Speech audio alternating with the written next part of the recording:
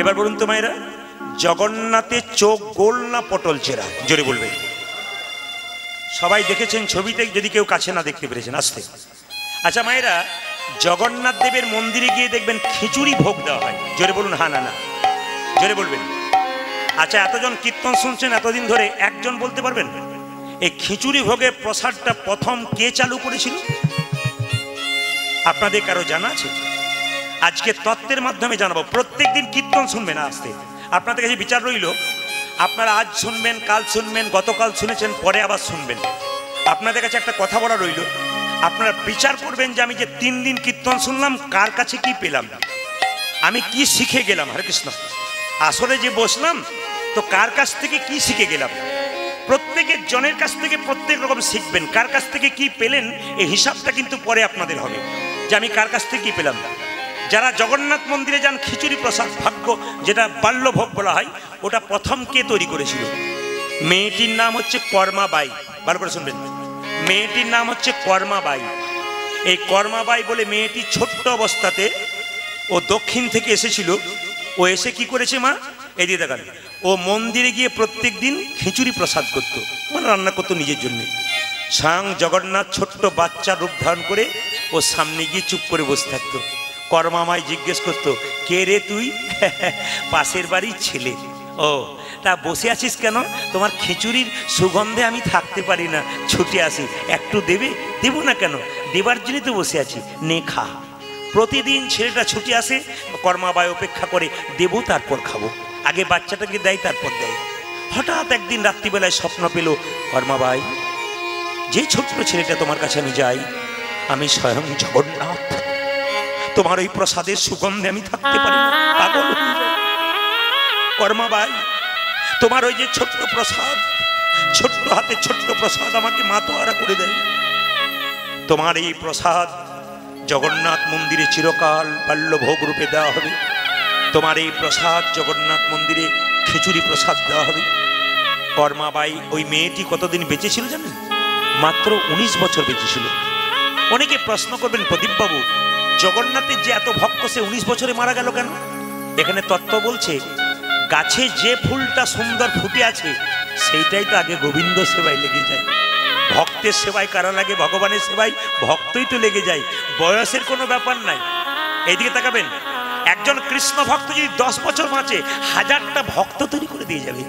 আর একজন অভক্ত মানুষ যদি 100 বছর বাঁচে, ও আরো 2000টা অভক্ত তৈরি করে দিয়ে যাবে। ওই জন্য কৃষ্ণ ভক্তের বাঁচার দরকার আছে। 10 বছর বাঁচলে ও সুগন্ধে দেখবেন আরো ভক্ত বেঁচে যায়। লক্ষ্য করুন মায়েরা, জগন্নাথ মন্দির থেকে রথ বেরিয়ে সবাই লক্ষ্য করবেন, কর্মাবাইয়ের সমাধি ওখানে দেওয়া হয়েছিল। ওই জায়গায় রথটা থেমে যায়। এসে কেন? আগে কর্মাবাইকে জগন্নাথ দর্শন করে তারপর ওখান থেকে বেরিয়ে যায়। তাহলে কর্মাবাইকে কত ভালোবাসতো মায়েরা। জগন্নাথ মন্দিরে একটা কাহিনী আছে, আপনারা সবাই জানেন কিনা জানি না। একজন বুড়িমা প্রত্যেক দিন বেগুন তুলতো আর জগন্নাথের গুণগান গাইতো। যখন গাইতো তখন স্বয়ং জগন্নাথ মন্দির থেকে এসে ওই বেগুন গাছে ঝোপে বসে বসে ওর কণ্ঠে গান শুনতো। তাকাবেন সবাই, ওর কণ্ঠে গান শুনতো। একদিন কি হলো জানেন? পুরোহিত দেখতে পেল জগন্নাথে গিয়ে যে চাদরটা থাকে সেই চাদরটা বেগুন গাছে আটকে রয়েছে। তো স্বয়ং জগন্নাথ রাত্রিবেলায় স্বপ্ন দিল, ওগো পুরোহিত, ওই বুড়িমা এত সুন্দর গান গায়, আমি থাকতে পারি না, একদিন আমি বুড়ি মায়ের কাছে ধরা পড়ে যাব বলে ছুটে বেরোতে গেছে, আমি চলে এসেছি, আমার চাদরটা বেগুন গাছের কাঁটাতে আটকে গেছে। ভক্ত যদি ভগবানকে ঠিক মতো ডাকে, বাবা ভগবান আপনা আপনি ভক্তের কাছে ছুটে আসে। আপনাদের কাছে নিবেদন রইল, অহল্যা রামকে ডেকেছিল, রাম অহল্যার কাছে গিয়েছিল, অহল্যা তো রামের কাছে যায় না। সবাই লক্ষ্য করুন, যে যেখানে বসে আছেন, যদি হও নিচু তবে পাবে কিছু।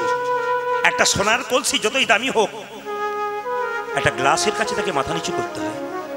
আপনি কয়েকশো কোটি টাকার মালিক হতে পারেন, কিন্তু বৈষ্ণবের চরণে যদি মাথা নিচু না করতে পারেন, আপনার জীবনে কোনোদিন কোনো দামে থাকবে।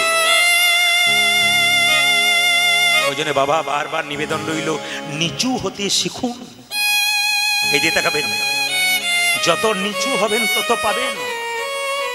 যে গাছে ফল ধরে সেই গাছটা উঁচু দিকে যায় না মা, নিচে দিকে যায়। যিনি জ্ঞানী ব্যক্তি তিনি উগ্র হন না, তিনি নিচের দিকে যান। যিনি ভক্ত তিনি নিচের দিকে যান।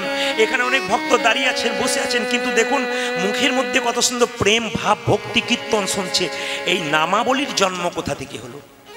এই যে আপনারা নামাবলী নেন, মায়েরা তো একটা গায়ে উন্নি নিয়েছেন, কিন্তু নামাবলী দেখবেন রাম নাম লেখা থাকে, হরে কৃষ্ণ নাম লেখা থাকে। ওই নামাবলীটার জন্ম কোথা থেকে হলো একটু সবাই জেনে নিন। ভক্ত বসে আছেন, আমি দেখতে পাচ্ছি, উনি আমাকে প্রশ্ন করেছেন, উত্তরটা আমি দিয়ে দিই, উনি শুনবার অপেক্ষায় আছেন।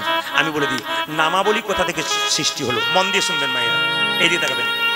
রাবণের সঙ্গে রামের যখন যুদ্ধ হচ্ছিল, তখন রাবণ এইদিকে রাবণ এক এক করে সব সৈন্য হারিয়ে ফেললো। চোখের জলে ভেসে গালে হাত দিয়ে রাবণ কাঁদছে। বিভীষণ চলে গেল রামের পক্ষে, কিন্তু বিভীষণের একটি মাত্র ছেলে ছিল, তার নাম তরুণী, মাত্র 5 বছর বয়স। এসে কি করলো জানেন? রাবণকে বলছে, জেঠু, ও জেঠু, এই দেখো তুমি কাঁদলে আমার ভালো লাগে না, কাঁদো কেন বলো তো, তোমার চোখ থেকে জল পড়ে কেন, কাঁদো কেন? বাবা, আমি কি এমনি এমনি কাঁদছি? আমার কাঁদার কারণ আছে। আপনার মেদিনীপুরে দেখবেন, লক্ষ্য করবেন, সব জায়গাতেই জেঠুর প্রতি ভাইপোর প্রেম একটু আলাদা থাকে।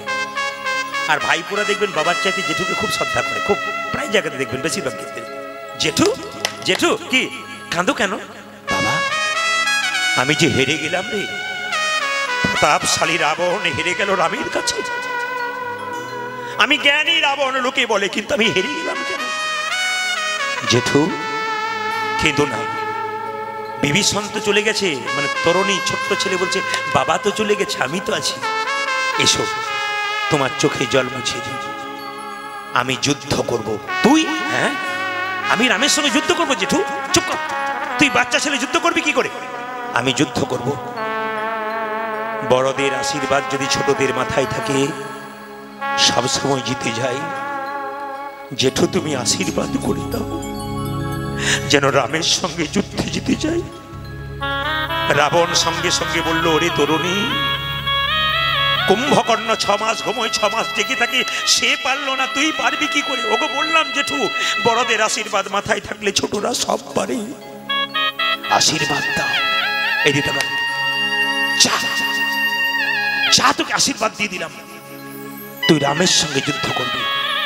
আচ্ছা মায়েরা, একজন হাত তুলে বলতে পারবেন, আপনার ছেলে যদি যুদ্ধে যেতে চায়, কোনো মা যেতে দেয়? জোরে বলবেন, কোনো মা যেতে দেয়?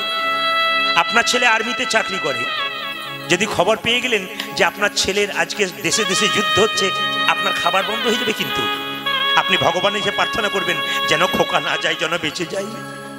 কিন্তু তরুণীর মা সরমা কেমন দেখুন, সরমাকে প্রণাম করে বলল, মা কি আশীর্বাদ করো। কি জন্য আশীর্বাদ করবো? আমি যুদ্ধে যাব। না না, তুই যুদ্ধে যেতে পারবি না। কোথায় যুদ্ধে যাবি? মা, পৃথিবীতে কেউ যার সঙ্গে যুদ্ধ করে না, আমি তার সঙ্গে যুদ্ধ করব। কার সঙ্গে? রামের সঙ্গে। মায়েরা তাকান আমার দিকে, রামের সঙ্গে? হ্যাঁ, রামের সঙ্গে যুদ্ধ করব আমি, তুমি আশীর্বাদ করো আমায়। রামের সঙ্গে যুদ্ধ করবি? কত খুশির খবর, তুই রামের সঙ্গে যুদ্ধ করবি? আরে আয় আয়, তোকে সাজিয়ে দি। মা, পৃথিবীতে কোনো মা তার ছেলেকে যুদ্ধে যেতে যায় না, তুমি যেতে দেবে কেন? মনে মনে সরমা বলে, বাবা, রাক্ষস কুলে জন্মগ্রহণ করে তো পাপ করেছিস, যদি রামের চরণে আমার সন্তান যায়, তোর জন্যে তো আমারও পাপ থেকে মুক্তি পেয়ে যাব। খোকা, তুই রামের সঙ্গে যুদ্ধ কর। তবে লিখে দাও, লিখে দাও, লিখে দাও আমার শরীরে রাম নাম লিখে দাও। রাম নাম লিখে দাও আমার সারা শরীরে, রাম নাম লিখে দাও।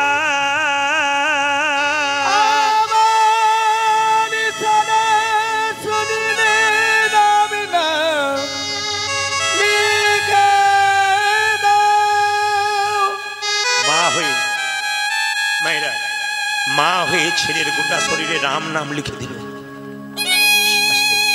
সরমা একটা হলুদ কাপড় পরেছিল, এদিকে তাকাবেন, এটা আমি ধরুন হলুদ কাপড় ধরে নিয়ে, সাদা লাল তো, এটা হলুদ ধরুন। সরমা একটা হলুদ কাপড় পরেছিল, আশীর্বাদ দেবো বাবা তোকে, এই দেখ যে জন্যে তুই যাচ্ছিস তোর মনের ইচ্ছা পূর্ণ হোক। হলুদ কাপড়টা কেটে সরমা নিজের ছেলের মাথায় বেঁধে, তাকানো মানে সবাই তাকাবে, নিজের ছেলের মাথায় যখন সরমা বেঁধে দিয়েছে, বাবা এটা আমার আশীর্বাদ, এটা তুই খুলবি না, তোর মাথায় বেঁধে দিলাম, যা যুদ্ধ করতে যা। দাঁড়াও মা, তুমি আমায় হাসি মুখে বিদায় দিচ্ছ, দিলাম তো হাসি মুখে, তুই যুদ্ধ কর ভগবানের সঙ্গে। জেঠুর কাছে গিয়ে বলছি, জেঠু এই দেখো এই দেখো এই দেখো, গোটা শরীরে রাম নাম লিখ। চুপ কর, লজ্জা করে না তোর, দূর হয়ে যা তুই। কেন জেঠু, গোটা শরীরে রাম নাম লিখে দিয়েছিস? আমি যে রাম নাম করি না, তুই সেই রাম নাম লিখেছিস, তুই তো আমার শত্রু, ভাইপো কোথায়, তুই তো শত্রু। সঙ্গে সঙ্গে বলে উঠলো, জেঠু আমি কার ভাইপো? তোমার তো। শরীরে রাম নাম লিখলাম কেন বলো তো? রাম দেখে যদি আমাকে রাম নাম দেখে যুদ্ধ না করে, আমি তো জিতে যাব, ওই জন্যই তো চললাম। রাবণ বলছে, বাহ, এই না হলে তুই আমার ভাইপো, যা যা তুই যুদ্ধ করতে যা। রামচন্দ্র দাঁড়িয়ে আছে, সামনে বিভীষণ। দূর থেকে ছোট্ট তরুণী বলল, প্রভু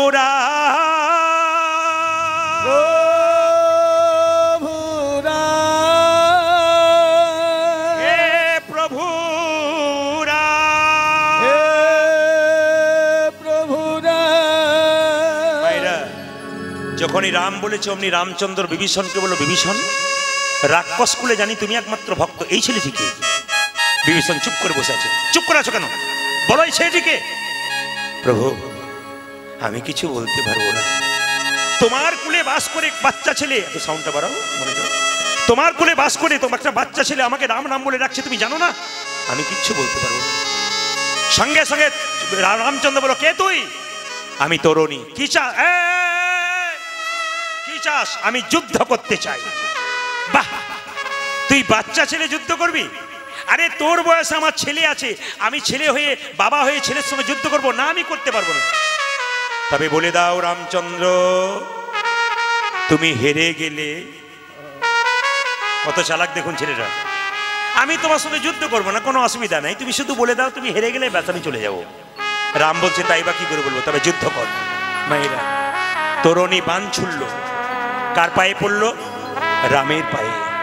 রাম বলল, তরুণী তুই তোর বান দিয়ে আমার পায়ে প্রণাম করলি, কেউ যদি প্রণাম করে তাকে আশীর্বাদ করতে হয়। এই দেখ বাবা, আমি তোকে আশীর্বাদ করলাম। বান ছুড়ে তরুণীর মাথায় মারলো। মায়ের যে কাপড়টা বাঁধা আছে না, ওই কাপড়ে গিয়ে গাঁথলো। সঙ্গে সঙ্গে রামচন্দ্র বান ছুড়ল, তরুণী বান ছুড়ল।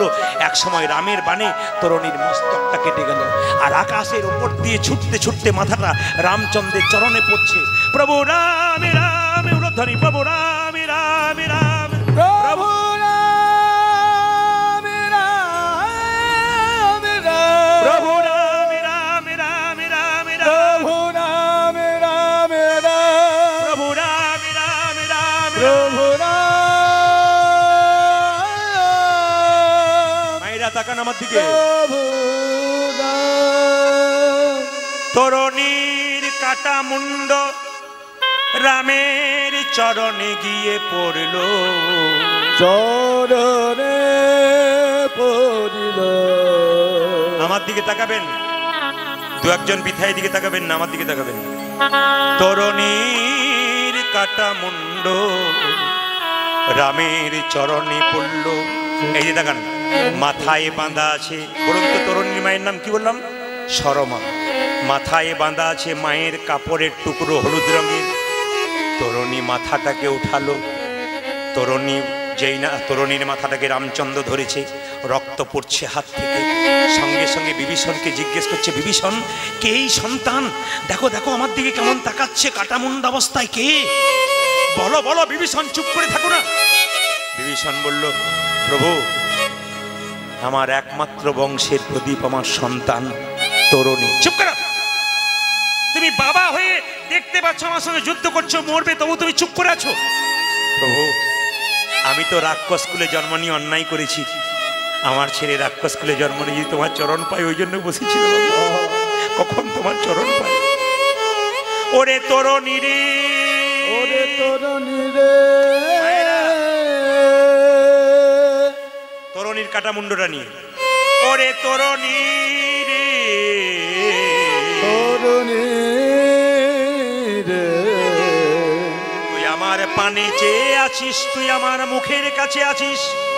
আমি তোকে কথা দিলাম আগামী দাপরে আমি কৃষ্ণ হব, তুই হবি সুবল সখা। তোকে সামনে রেখে আমি রাধার সঙ্গে করব লীলা।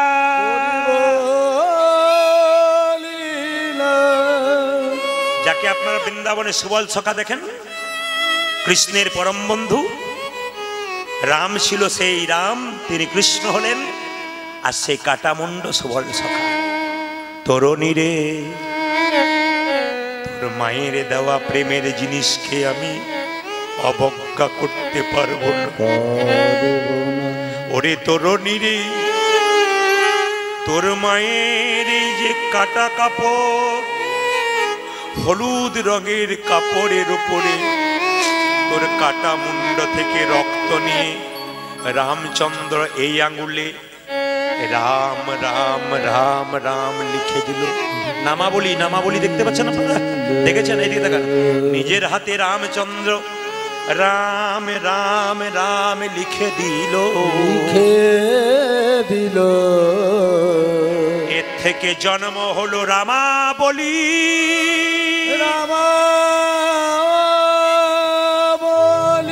প্রথমে ছিল রামাবলী, তারপর হলো ওটা নামাবলী, নামাবলী, নামাবলী। আপনাদের অজানা জিনিস একটা জানা হয়ে গেল। ভক্তিমতী মায়েরা, খুব দামি দামি কথাগুলো শুনবেন। কীর্তন করার সময়, কীর্তনের লীলা তৈরি করার সময় গুরুদেব আমাদেরকে দেন, কিন্তু আমরা বেছে বেছে বের করি কোন জায়গায় কোনটা ঢোকালে মানুষের উপকার হয়। আপনার টাকা পয়সা আছে, তীর্থস্থানে যেতে পারছেন না, হতে পারে? এইদিকে দিকে ধীরে।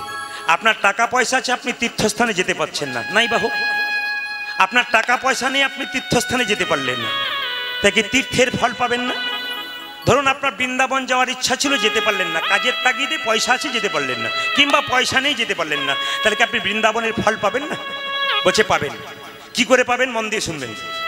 আপনার পাশের বাড়ির কোনো বয়স্ক মানুষ যদি গয়াকাশী বৃন্দাবন গেছে, শুনলেন যে ফিরে এসেছে আপনার পাড়ার, আপনি গিয়ে তাকে একটি প্রণাম করলেন। যখনই প্রণাম করবেন তখন আপনি কিছুটা ফল তীর্থের পেয়ে গেলেন। মায়েরা, আপনাদের বান্ধবী আপনার বয়সের বটে, প্রণাম করতে পারছেন না, তার কাছে গেলেন, তাকে একটু আলিঙ্গন করলেন, আপনি পেয়ে গেলেন। দাদা ভাইয়েরা, আপনাদের বন্ধু যদি গেল, একটু আলিঙ্গন করলেন, বয়স্ক লোক গেলে প্রণাম করলেন, ছোট বাচ্চা মায়ের সঙ্গে গেলে আপনি একটু আনন্দ করলেন, আদর করলেন, আপনি ফল পেয়ে গেলেন। নিয়ম। তবে মহাপ্রভু একটা সুন্দর কথা বলেছেন, আপনাদের জন্য বলে যাই। মহাপ্রভু বলেছেন, যদি কেউ প্রতিদিন 100 টাকা রোজগার করে, 100 টাকা তো কেউ করে না, প্রতি 100 টাকাতে যত টাকা রোজগার করেন, প্রতি 100 টাকাতে 60 টাকা সংসারের জন্য কাজে লাগাতে হবে। এটা মহাপ্রভু বললেন। প্রতি 100 টাকা যদি এই নিয়মে কেউ চলতে পারে, তার সংসার সুন্দর হবে, কিন্তু আমরা চলি না। 60 টাকা সংসারের জন্য, আর 40 রইল 20 টাকা তীর্থস্থানে যাবার জন্যে, তীর্থ ভ্রমণের জন্য, গ্রন্থ কেনার জন্য, আর 20 টাকা ভবিষ্যতের জন্য ব্যাংকে জমা দেবেন। এবার আপনি হিসাব করেন, কত 100 টাকা রোজগার করেন, তত 100 টাকাতে প্রত্যেক 120 করে বাদ গেল। এবারে কত হচ্ছে দেখুন। যদি করতে পারেন, সবচাইতে লজ্জার ব্যাপার, 50 টাকা সিগারেট খেয়ে নেয়, তবু 20 টাকা কেউ ভগবানের নামে রাখে না, এটা লজ্জার ব্যাপার। যদি এভাবে কেউ রাখতে পারে, তার সংসার সুন্দর হতে পারে। দুরিকা দেবী যখন দেখলো স্বামী ফিরে এসেছে, আরে আরে তুমি ফিরে এসেছো, স্বামী দেখি দেখি দেখি দেখি দেখি পাটা ধুইয়ে দি। স্বামীর পাটা ধুয়ে প্রণাম করলো।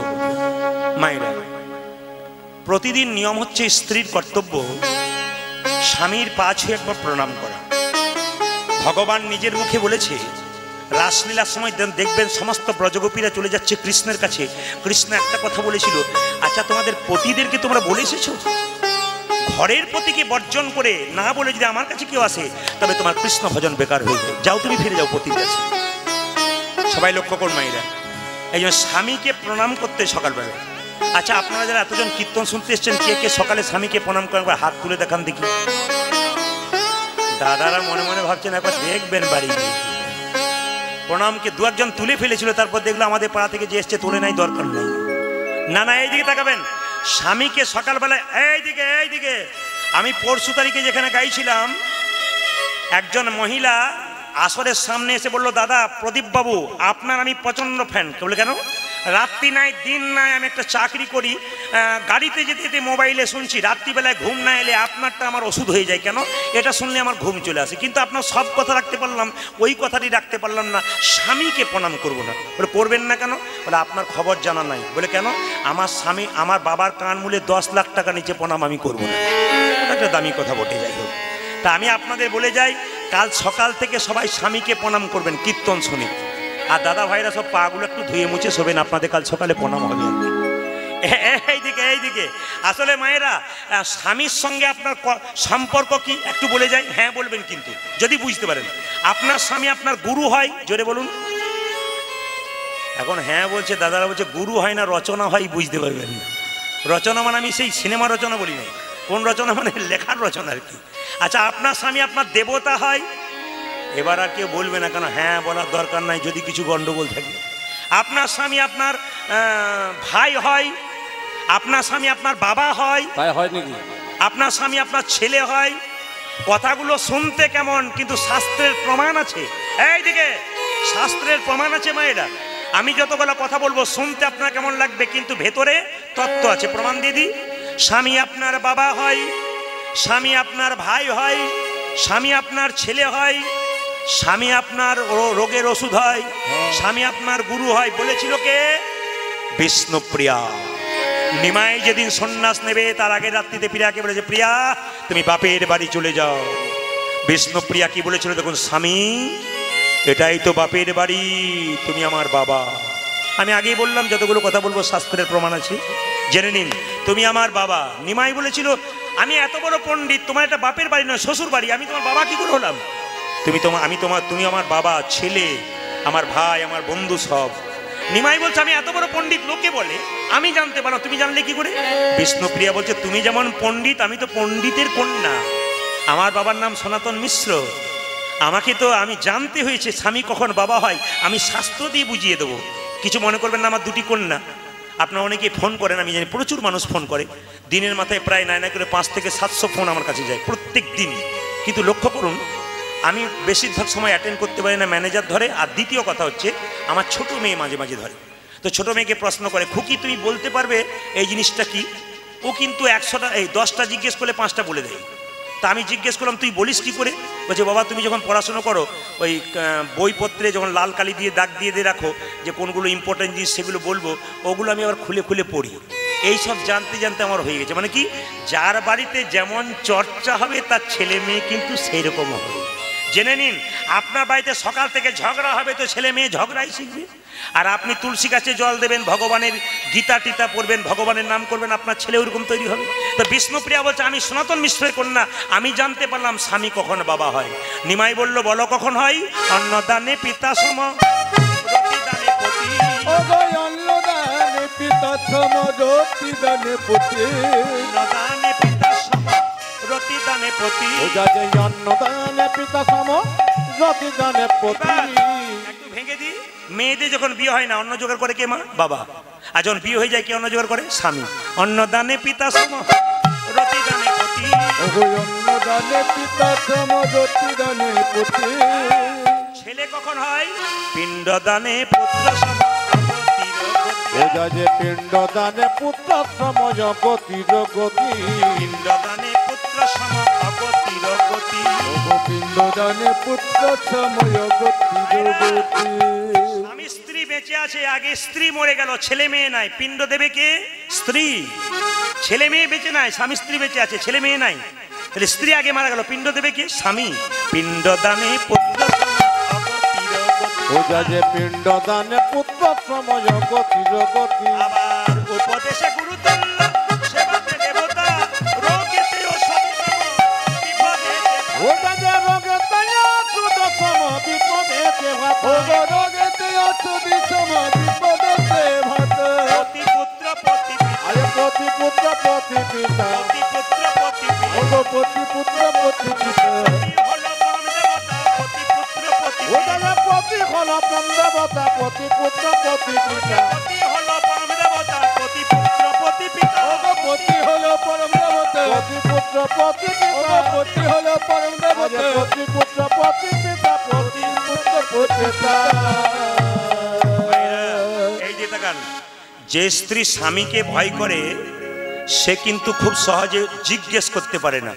দুরিকা দেবী স্বামীকে খুব ভয় করে, তো বলছে স্বামী জগন্নাথের কাছে গিয়েছিলে কেমন দেখলে গো, মানে জিজ্ঞেস করতে চাইছে কিছু চাইলে কিনা, বলতে পারছে না ডাইরেক্ট, কি বলছে কেমন দেখলে গো, বলছে খুব সুন্দর দেখলাম গো, দারুণ দেখলাম, হাত নাই পা নাই কিন্তু দেখলে তোমার মাথা খারাপ হয়ে যাবে, জগন্নাথ দেবকে দেখলে তোমার।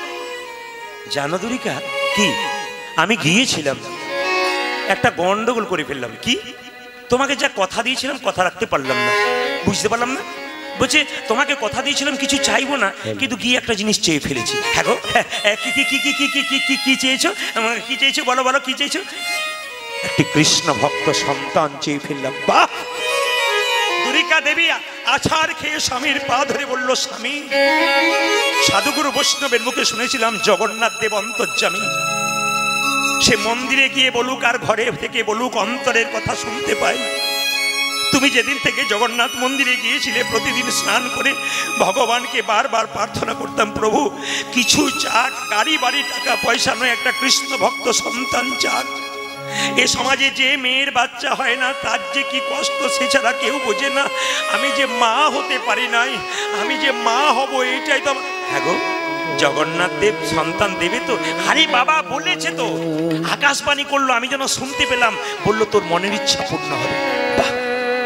আপনাদের কাছে নিবেদন রইল বাবা, প্রতিদিন নামাবলী গায়ে নিয়ে স্বামী স্ত্রীতে কৃষ্ণ নাম করতেন। এক ব্যক্তি আমাকে এখানে প্রশ্ন করেছেন গান করতে আসার সময় আমার বাসায়, প্রদীপ বাবু অনেক তত্ত্ব তো বলেন, এই নামাবলীটা যে গায়ে নেয় এটা নামাবলী নয়, এটা যেটা আপনারা দেখতে পাচ্ছেন। আসামের কোন এক ব্যক্তি ভক্ত আমাকে চাদরটা দিয়েছেন, বলে প্রদীপ বাবু এটা আসামের চাদর, এই চাদরটার দাম 2000 টাকা, কিন্তু চাদরটার মূল্য অনেক। প্রধানমন্ত্রী গেলেও দেয়, মুখ্যমন্ত্রী গেলেও দেয়, বিশিষ্ট ব্যক্তিরা গেলে ওনারা কিন্তু এই চাদর দেয়, প্রতিটি জায়গাতে চাদর দেয়। আপনারা যেমন নামাবলী নিয়ে কীর্তন শুনতে আসেন, ওনারা কিন্তু কীর্তন শুনতে আসে এই চাদরটাকে নিয়ে। আসামের আসরগুলো আমার দেখবেন, প্রতিটি আসরে ভক্তগণ বসে আছেন, মায়েরা বসে আছেন, সব কিন্তু এরকম চাদরগুলোকে নিয়ে চুপচাপ বসে আছে। তো জিজ্ঞেস করা হয়েছিল এইটা এমনি করে নিলেন কেন? মায়েরা গলায় কাপড় দিয়ে আপনারা ভগবানের ভজন করেন, তুলসী মন্দিরে জল দেন, বৈষ্ণবগণ এই কাপড়টা এখানে নেয় কেন নেয়? এই যুক্তি আছে, এর নাম হচ্ছে বিনয়ী ভাব। বিনয়ী ভাব। আমার মা মারা গেলেন, সবার প্রসাদ হচ্ছে, সবাইকে সেবা করানো হচ্ছে, আমাকে একজন বলছে প্রদীপবাবু গিয়েছিলেন? আমি কোথায়? একটু গলায় কাপড় দিয়ে যেতে হয় যে, বললাম গিয়েছিলাম। আসলে আমি গিয়েছিলাম, বাবা সেবা ঠিক হচ্ছে তো? হ্যাঁ খুব ভালো। বাবা সেবা ঠিক হচ্ছে? খুব ভালো। সেবা ঠিক হচ্ছে মানে গলায় কাপড় দিয়ে বললে যদি খাবারে লবণও হয়ে যায় আপনি কি বলেন? না না না খুব ভালো আছে, মানে কি বিনয়ী ভাবটা দরকার। কৃষ্ণ এলেন পঞ্চপাণ্ডবের কাছে, মায়েরা লক্ষ্য করুন, 5 ভাইয়ের নাম কি? যুধিষ্ঠির, ভীম, অর্জুন, নকুল আর সহদেব। 5 জন বসে আছে, কৃষ্ণ দাঁড়িয়ে আছে। এই যে তোমাদের মুখগুলো শুকনো শুকনো কি ব্যাপার? যুধিষ্ঠির বলল, কৃষ্ণ আমার মনে একটা প্রশ্ন জেগেছে, এদিকে আমার মনে একটা প্রশ্ন জেগেছে, কলিযুগের মানুষ কেমন হবে? সঙ্গে সঙ্গে কৃষ্ণ বলল, উত্তর দেব আজকে নয় কালকে দেব। আচ্ছা দ্বিতীয় প্রশ্ন জেগেছে, ভীম বলছে কলিযুগের সাধুরা কেমন হবে? সঙ্গে সঙ্গে বলল, কৃষ্ণ বলল আজকে উত্তর দেবো না কালকে দেবো। মায়েরা মনে রাখবেন। তৃতীয় হচ্ছে অর্জুন বলছে কলিযুগের মা বাবা ছেলের প্রতি কেমন আচরণ করবে। নকুল বলল, তাহলে আমার একটা প্রশ্ন আছে, কলিযুগের ছেলে মেয়েরা মা বাবার সঙ্গে কেমন আচরণ করবে। সহদেব বলল, কলিযুগের মানুষ তো প্রচুর পাপ করছে, এই পাপ থেকে মুক্তির উপায় কি? কি করলে কলিযুগের মানুষ মুক্তি পাবে? একটু মন দিয়ে শুনবেন। আমি প্রশ্নগুলো করেছি কৃষ্ণের কাছে, পঞ্চপাণ্ডব করেছে। প্রথম প্রশ্ন কি ছিল মা? কলিযুগের মানুষ কেমন হবে? কৃষ্ণ বললে এক কাজ করো। বলে কি? তুমি 5 ভাই 5 দিকে যাও, 5 দিকে যেতে যে যা দেখবে আমাকে কালকে সকালে এসে বলবে, আমি উত্তর দিয়ে দেবো। মায়েরা, ভীম, অর্জুন, যুধিষ্ঠির, নকুল, সহদেব 5 দিকে বেরোলো, এই গান গাইতে গাইতে বেরোচ্ছে, কৃষ্ণ কেশব গাইতে গাইতে 5 জন 5 দিকে যাচ্ছে। কি দেখবে তা লক্ষ্য করুন। কৃষ্ণ কেশব কৃষ্ণ কেশব কৃষ্ণ কেশব তাই নাম, রাম রাঘব রাম রাঘব রাম রাঘব হরে কৃষ্ণ কৃষ্ণ কৃষ্ণ হরে হরে, হরে রাম রাম রাম হরে হরে। কৃষ্ণ কেশব কৃষ্ণ কেশব কৃষ্ণ কেশব তাই নাম, রাম রাঘব রাম রাঘব রাম কৃষ্ণ হরে কৃষ্ণ কৃষ্ণ কৃষ্ণ হরে হরে হরে রাম রাম রাম হরে হরে। আপনারা চলুন, উত্তর যখন জানবেন আপনারা চলুন হাত তুলে তুলে, কৃষ্ণ কেশব কৃষ্ণ কেশব কৃষ্ণ কেশব রাম রাঘব রাম রাঘব রাম রাঘব রাম। হরে হরে কৃষ্ণ কৃষ্ণ কৃষ্ণ হরে হরে হরে রাম রাম রাম হরে হরে। কৃষ্ণ কেশব কৃষ্ণ কেশব কৃষ্ণ কেশব রাহি রাম রাম রাঘব রাম রাঘব রাম রাঘব রক্ষ। বলো ধ্বনি। হরে কৃষ্ণ কৃষ্ণ কৃষ্ণ হরে হরে হরে রাম রাম রাম হরে হরে। কৃষ্ণ কেশব কৃষ্ণ কেশব কৃষ্ণ কেশব রাহি রাম রাম রাঘব রাম রাঘব রাম রাঘব রক্ষ। হরে হরে কৃষ্ণ কৃষ্ণ কৃষ্ণ হরে হরে হরে রাম রাম রাম হরে হরে। এবারে একটা একটা করে জানবেন কি কি দেখলো। ভীম গিয়ে দেখতে যুধিষ্ঠির মহারাজ দেখলো একটা হাতি। মায়েরা হাতি দেখেছেন তো? তা হাতি দেখতে পেল, তার চারটে পা, দুটো কান, দুটো চোখ সব আছে। আশ্চর্যের ব্যাপার, একটা হাতি দেখলো দুটো সুঁড়। মায়েরা হাতি দেখেছেন কটা সুঁড় জোরে বলুন? একটা দেখেছেন। কিন্তু যুধিষ্ঠির, মনে রাখবেন কিন্তু একটু পরে জিজ্ঞেস করব, যুধিষ্ঠির মহারাজ কটা সুঁড় দেখলো? একটা সুঁড় নয়, দুটো সুঁড় দেখলো। এবার ভীম যখন যাচ্ছে ও দেখতে পেল কি জানেন, একটা নর্দমার মধ্যে কতগুলো ময়না পাখি নোংরা খাচ্ছে। এইদিকে একটা নর্দমা, পচা নর্দমাতে, নোংরা জায়গাতে একটা ময়না পাখি পচা জিনিসগুলো খাচ্ছে, আর তার গায়ে হরে কৃষ্ণ নাম লেখা আছে। তা ভীম মনে মনে ভাবছে, যে কৃষ্ণ ভক্ত হয় সে তো নোংরা জিনিস খায় না, যে কৃষ্ণ ভক্ত হয় সে তো অখাদ্য কুখাদ্য খায় না, তাহলে ময়না পাখির গায়ে কৃষ্ণ নাম লেখা, কিন্তু কেন সে নর্দমায় পচা গলা জিনিসগুলো? আচ্ছা ঠিক আছে, কৃষ্ণকে জিজ্ঞেস করব। আবার অর্জুন যখন গেল তখন দেখতে পেল মায়েরা একটা গাভী তার বাছুরকে প্রসব করেছে। তা বাছুরটার গাটা চাটতে চাটতে বাছুরটা মরে গেল। চমকে গেল অর্জুন, বলে কেন? বাছুরটাকে আদর করছে, গাটা চাটছে তার মা, চাটতে চাটতে এমন চাটতে শুরু করলো ছালগুলো ছেড়ে রক্ত বেরিয়ে বাছুরটা মরে গেল। আবার নকুল দেখতে পেল মায়েরা তিনটে গর্ত, ভালো করে শুনবেন, প্রথম গর্ত, দ্বিতীয় গর্ত, তৃতীয় গর্ত। 1 নম্বর গর্তের জল 3 নম্বর গর্তে, 3 নম্বর গর্তের জল 1 নম্বর গর্তে, মাঝখানে গর্তটা ফাঁকা, কিচ্ছু নাই, খালি তাকাচ্ছে এদিক ওদিক, কিচ্ছু পাচ্ছে না। কিন্তু একটা 3-এ পড়ছে, 3টে 1-এ পড়ছে। আচ্ছা, সহদেব গিয়ে দেখলো কি জানেন মায়েরা, একটা বিরাট বড় পাহাড় থেকে একটা পাথর পড়ে গড়গড়িয়ে পড়ে আসছে খুব জোর স্পিডে, মনে হচ্ছে ঘর বাড়ি জঙ্গল সব ভেঙে ফেলবে। কিন্তু আশ্চর্যের ব্যাপার, পাহাড় থেকে পাথরটা নামতে নামতে একটা ঘাসের ডগায় আটকে গেল। চমকে গেল, এত বড় পাথর গাছ ভেঙে দেবে, বাড়ি ভেঙে দেবে, ঘাসের ডগায় আটকে গেল কেন? কৃষ্ণকে গিয়ে জিজ্ঞেস করব। কৃষ্ণ বসে আছে। পঞ্চপাণ্ডব গিয়ে বলল, যুধিষ্ঠির বলছে, কৃষ্ণ কালকে গিয়েছিলাম, কি দেখলে? দেখলাম হাতি। তাতে কি হয়েছে? বলে হাতি দেখলাম, কিন্তু বাপের কালে এমন হাতি দেখিনি। বলে কিরকম? হাতির একটা সুর হয়, এর আবার দুটো সুর। কেন দেখলাম শুনবেন ভালো করে। কৃষ্ণ বলল, এ কলিযুগে ওটা হচ্ছে হাতি নয়, কলি। তোমার প্রশ্ন ছিল কলিযুগের মানুষ কেমন হবে? কলিযুগের মানুষের দুটো করে মুখ হবে, হাতির যেমন দুটো মুখ। মায়েরা, আমরা তো কলিযুগের মানুষ, আমাদের দুটো করে মুখ আছে। অনেকে দেখছে, তাহলে এখানে দুটো হয়ে গেল নাকি? দুটো হয় না, একটা ভেতরে একটা বাইরে। কিরকম? যেমন রামবাবুর সঙ্গে শ্যামবাবুর কোলাঘাট বাজারে দেখা হয়েছে। রামবাবুকে শ্যামবাবু জিজ্ঞেস করছে, দাদা ভালো আছেন তো? বলে হ্যাঁ। আপনার মতো মানুষই হয় না। যখন রামবাবু চলে গেল তখন শ্যামবাবু মনে মনে ভাবছে, তুমি না মরলে তোমার পেছনের জায়গাটা আমার হচ্ছে না, তুমি যতক্ষণ না মরছো। তার মানে কি বলুন তো? একদিকে ভালো কাছে থাকাকালীন ভালো কথা, কিন্তু যখনই পেরিয়ে গেল তখনই নিতাই গৌর হরি বল। এরকম মানুষ দেখবেন আপনাদের সমাজে অনেকেই আছে। স্বামী স্ত্রীতে একই বিছানায় শুয়ে থাকে, কেউ কাউকে বিশ্বাস নাই, কে যে কার কথা ভাবে কেউ জানে না। একই ছাদের নিচে আছে, কিন্তু কে কার কথা ভাবছে কেউ জানে না। যেমন পটলের মা পটলের বাবাকে বলছে, পটলের বাবা পটলের মাকে বলছে, তোমার মতো মানুষই হয় না, এত সুন্দর তুমি দেখতে। কিছুক্ষণ পরে মনে মনে ভাবছে, তুমি না মরলে আরেকজন ঢুকতে পারছে না। তার মানে বুঝতে পারছেন তো, ভেতরে একটা আর বাইরে একটা, এরকম হচ্ছে কলিযুগের মানুষ। সাবধান থাকবেন। আপনার সঙ্গে দেখা হবে তখন বলে বাবা রে এমন ভাববেন না, এর মতো আপনার হয় না। আপনি পেরিয়ে গেলেন, তারপর আপনার সর্বনাশ কিছু হয়, তার চেষ্টা আরেকটা মুখে ভাববে। এটা আমি বলি না, কৃষ্ণ বলছে। আচ্ছা ও ভীম তুমি কি দেখলে? বললাম তো নর্দমার মধ্যে একটা ময়না পাখি ময়লা খাবার খাচ্ছে, কৃষ্ণ নাম লেখা। কেন? কৃষ্ণ বলল কলিযুগে যত সাধু হবে, সবাই নয়, কিছু কিছু সাধু আপনার দরজাতে নিতাই গৌর হরিবোল বলে দাঁড়াবে, শিখা থাকবে, তিলক থাকবে, গেরুয়া বস্ত্র থাকবে, কিন্তু দেখবেন সাধুটি সম্বন্ধে খবর নিয়ে দেখবেন কোথাও চুরি করেছে, ডাকাতি করেছে, 10-12টা মার্ডার করেছে, তারপর সাধু সেজে আপনার দরজায় দাঁড়িয়েছে। কৃষ্ণকে প্রশ্ন করলো ভীম, আচ্ছা তাহলে সেই সাধুগুলোকে প্রণাম করব না? বলছে হ্যাঁ প্রণাম করবে, তবে 3 বার। মায়েরা, আপনাদের দরজাতে কোনো সাধু এলে বিচার করবেন না কি করেছে, 3 বার প্রণাম করবেন। প্রশ্ন করবেন প্রদীপবাবু 3 বার কেন? 3 বার এই জন্যে, সাধুটি চুরি করে হোক, ডাকাতি করে হোক, ওই যে গেরুয়া বস্ত্রটা পড়েছে, ওই ত্যাগের প্রতি গেরুয়া বস্ত্রকে একটা প্রণাম দেবেন।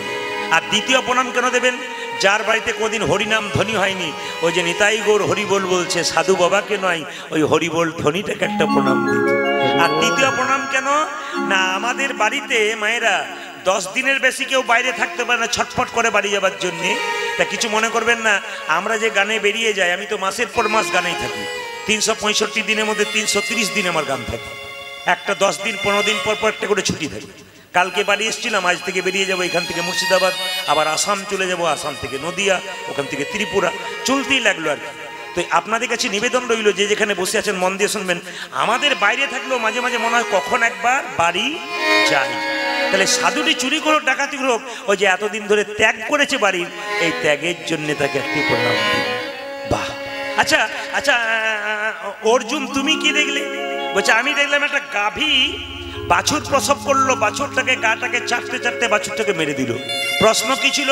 কলিযুগের বাবা মা কেমন হবে? কিছু মনে করবেন না, কলিযুগের বাবা মা তার ছেলেকে জন্ম দিয়ে সে যখন বড় হবে তাকে বলবে এমন পড়াশুনো করবি, কলমের ডগায় লাখ লাখ টাকা রোজগার করবি, পাশের বাড়ির ছেলেটা তোর চেয়ে যেন বেশি না হতে পারে।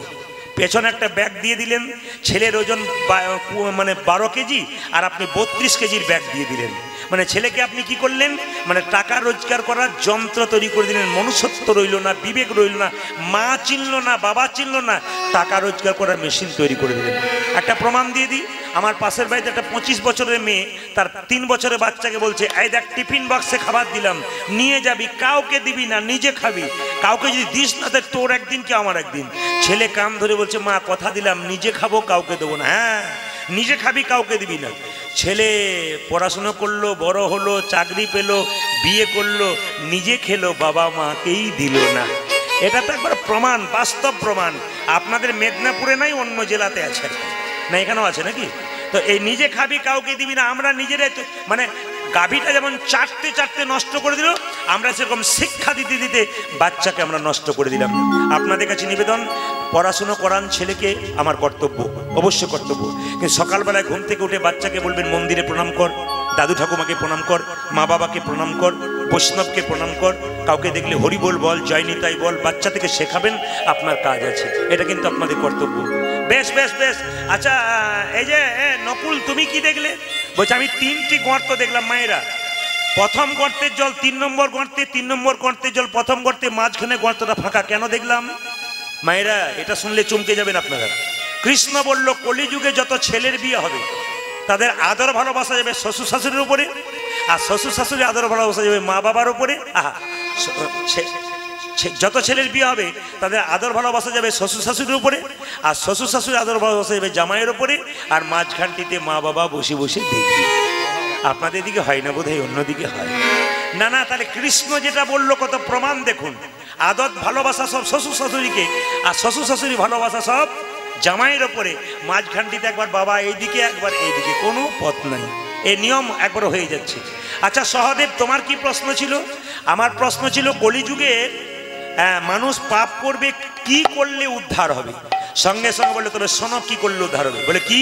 তুমি কি দেখে এলে?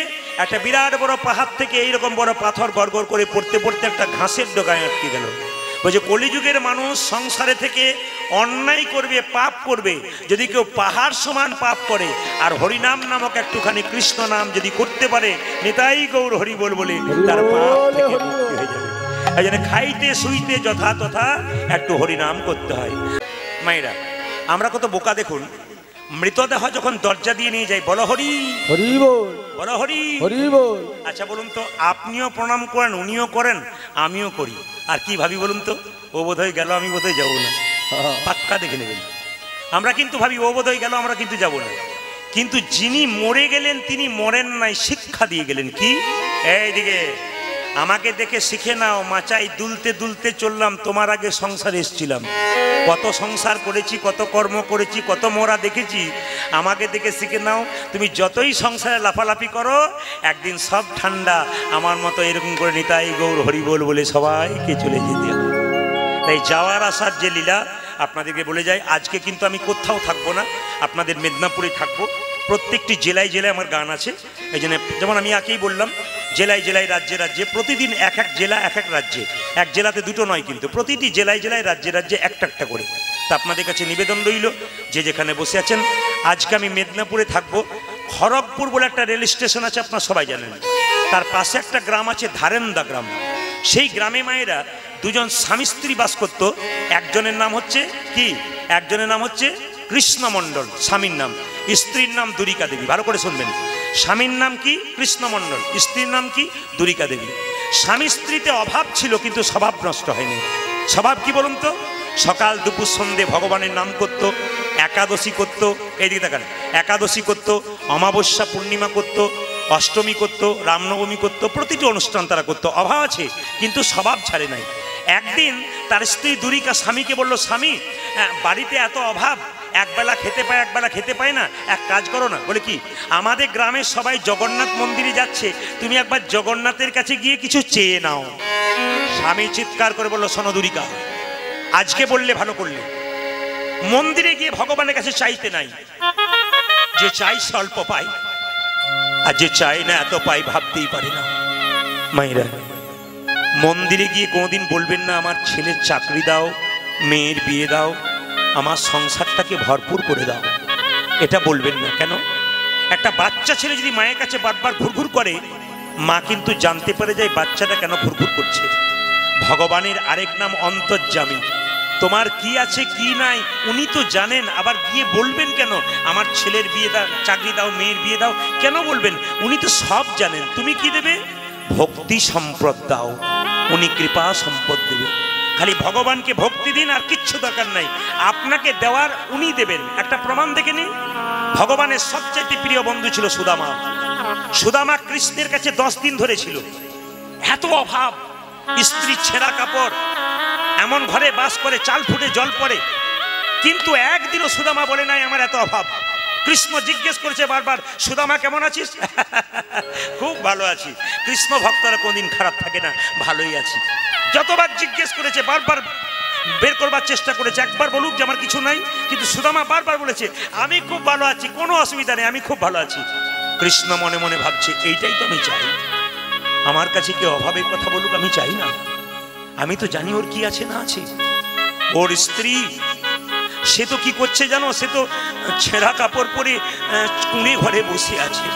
তবে সুদামা, তুই যখন বাড়ি ফিরে যাবি তখন দেখবি কি হয়। তোর স্ত্রী যে ছেঁড়া কাপড় পরে বসে আছে না, গিয়ে দেখতে পাবি তোর স্ত্রী রাজরানী সেজে বসে আছে, আর ছোট্ট কুঁড়ে ঘরটা দেখবি অট্টালিকা হয়ে গেছে। মায়েরা, এদিকে এদিকে, ভগবান যখন কাউকে দেয় তখন অনেক করে দেয়, আর যখন নেয় তখন নিতাই গৌর হরি বল। এই জন্য পেয়ে গেলে কেউ অহংকার করবেন না। দিয়ে ধন দেখে মন, কেড়ে নিতে কতক্ষণ। চণ্ডীবাবু আমাকে বলছিলেন সন্ধ্যাবেলায়, প্রদীপ বাবু কয়েকজন ভক্ত বসে আছে, কই ভক্ত নেই তো। আমি বললাম, যারা প্রকৃত ভক্ত তারা ঠিক জায়গাতে সঠিক সময়ে চলে আসবে। আস্তে আস্তে আস্তে আস্তে আপনার আসরটাকে পরিপূর্ণ করে দিয়েছেন। যারা ভগবানের প্রেমিক, যারা ভগবানকে ভালোবাসতে জানে, তারা সঠিক সময়ে সঠিক জায়গায় পৌঁছে যায়। মায়েরা, দুরিকা খুব চালাক, স্বামীকে বলল এই যে তোমাকে জগন্নাথ মন্দিরে কিছু চাইতে হবে না, একবার তো জগন্নাথ ধাম দর্শন হবে, তীর্থ ধাম দর্শন হবে, যাও তুমি একবার ঘুরে এসো। চাইবো না কিন্তু, আরে কিচ্ছু চাইতে হবে না, তুমি যাও না একবার। মায়েরা সকলে মিলে জগন্নাথ মন্দিরে যাচ্ছে, গ্রামের ভক্তগণ, আর পেছন পেছন কৃষ্ণমণ্ডল তাদের সঙ্গে যাচ্ছে। শর্ত করেছে কিচ্ছু চাইবে না, যাচ্ছে। আপনারও জগন্নাথ মন্দিরে গিয়ে কৃষ্ণমণ্ডল বলছে, হে জগন্নাথ, হে জগন্নাথ। জগন্নাথকে প্রণাম করবে মায়েরা, সবাই লক্ষ্য করুন, হে জগন্নাথ, হে জগন্নাথ। দেখুন আমি আপনাদের হাত তুলতে বলবো না কারা কারা জগন্নাথে গেছেন। এত বড় কথা বলার ক্ষমতা কার থাকে? যারা ভক্ত হয়। জগন্নাথকে কি বলছে দেখুন, কৃষ্ণমণ্ডল বলছে, হে জগন্নাথ, তোমার কাছে কিছু চাইবো না, আর চাইবো বাকি, তোমার তো হাত নাই, তুমি দেবে কি? দেবে কি? এতদিন জগন্নাথ মন্দিরে গেছেন, কেউ বলেছেন তোমার হাত নাই, তোমার পা নাই? বলার সংস্কার হয়েছে? কিন্তু কৃষ্ণমণ্ডল বলছে, তোমার হাত নাই, তুমি দেবে কি? দেবে কি? তোমার পা নাই, তুমি দেবে কি? তুমি দেবে কি? তোমার কাছে চেয়ে লাভ কি? তুমি তো কিছুই দিতে পারবে না। দিতে পারবে না। জগন্নাথ আকাশবাণী করে বলল, ওরে কৃষ্ণমণ্ডল, আমার হাত নাই, এই হাত আমি জগতের সবাইকে দিলাম কর্ম করার জন্যে, কর্ম করার জন্যে। আমার পা নাই, এই পা তোদেরকে দিলাম কর্ম করতে গেলে এক জায়গা থেকে অন্য জায়গা যেতে হবে বলে, যেতে হবে বলে। ওরে কৃষ্ণমণ্ডল, আমার যা নাই আমি তোদেরকে দিলাম, তোদেরকে দিলাম। কৃষ্ণমণ্ডল কেঁদে কেঁদে বলছে, ওগো জগন্নাথ, তোমার কাছে কিছু চাইবো না বলে এসেছিলাম, কিন্তু ওগো জগন্নাথ, ওগো জগন্নাথ,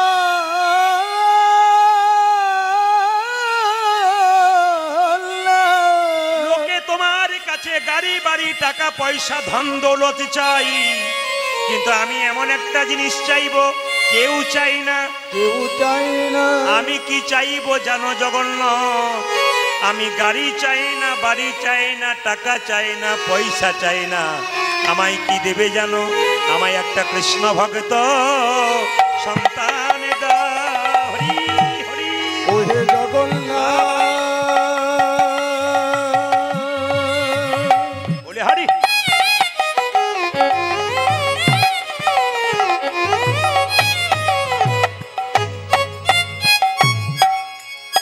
ওহে জগন্নাথ,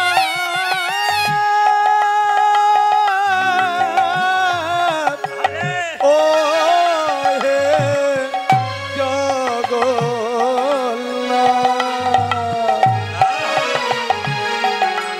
আমায় একটা কৃষ্ণ ভক্ত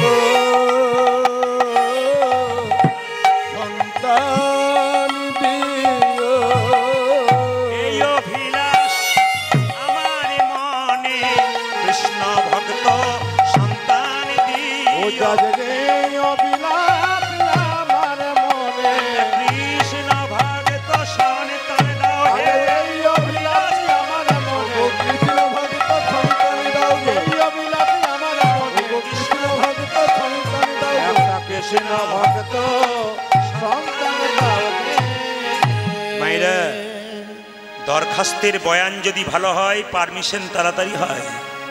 আমি আপনাদের বারবার বলবো, ভগবানকে সারাদিন ডাকার দরকার নাই, আপনি 5 মিনিট ডাকবেন, কিন্তু ওটা যেন পাকা হয়।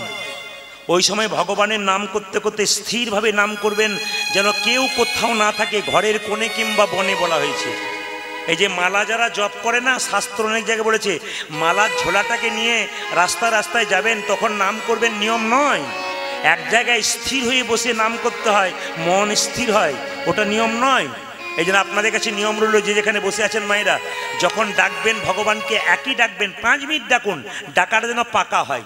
6 ঘন্টা ডাকছেন, কিন্তু ডাকার মধ্যে আপনার অনেক কোনো ব্যাপার আছে, তাহলে কিন্তু হবে না, আপনাকে একবার পাক্কা পাকি ডাকতে হবে। সবাই লোকে জগন্নাথ যেন আকাশবাণী করে বলল, যা তোকে দিলাম। কৃষ্ণমণ্ডল জগন্নাথ মন্দিরে প্রণাম করলো। প্রণাম করিল। বাবা, আপনাদের মেদিনীপুরে বহু মন্দির আছে, প্রত্যেকটি জেলায় জেলায় মন্দির আছে, রাজ্যে রাজ্যে মন্দির আছে।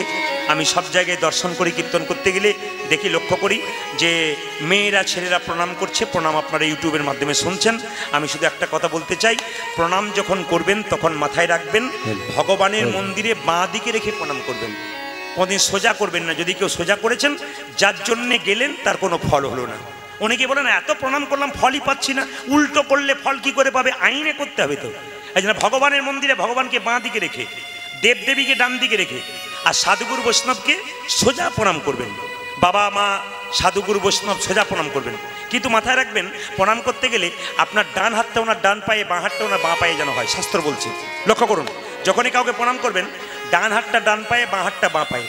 তাহলে দেখুন, আমি যদি দাঁড়িয়ে থাকি আমাকে আপনারা প্রণাম করেন, তাহলে আপনার ডান হাতটা আমার বাঁ পায়ে পড়ছে, আপনার বাঁ হাতটা আমার ডান পায়ে পড়ছে। কিন্তু যদি প্রণামটা এরকম হয় তাহলে দেখবেন ঠিক হয়ে যাবে। বাঁ হাতটা নিচে, ডান হাতটা ওপরে। প্র্যাকটিক্যাল দেখবেন আপনারা। কাউকে প্রণাম করবেন, দাঁড়িয়ে আছে, এরকম করে প্রণাম করবেন, আপনার বাঁ হাত ওনার বাঁ পায়ে, আপনার ডান হাত ওনার ডান পায়ে। আপনাদের কাছে নিবেদন রইল, সাষ্টাঙ্গে প্রণাম করা প্রত্যেকটি পুরুষ মানুষের কর্তব্য। যত প্রণাম করবেন তত অহংকার দূরে যাবে। এই দিয়ে তাকাবেন। মায়েদের কিন্তু সাষ্টাঙ্গে প্রণাম নয়, কোনো জায়গায় লম্বা হয়ে পড়ে প্রণাম করবেন না। আপনার কেমন প্রণাম করবেন? আপনার একবারে পঞ্চাঙ্গে হাঁটু গেড়ে প্রণাম করবেন।